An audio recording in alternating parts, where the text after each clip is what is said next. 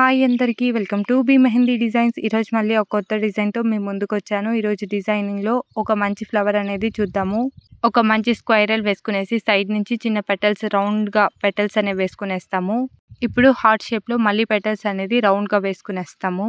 ఇప్పుడు అన్నిటికంటే పెద్ద పెటల్స్ అనేవి వేసుకుంటున్నాము. ఇవి 5 కానీ 7 కానీ 6 కానీ ఇలా వేసుకుంటే చూడడానికి చాలా బాగుంటుంది.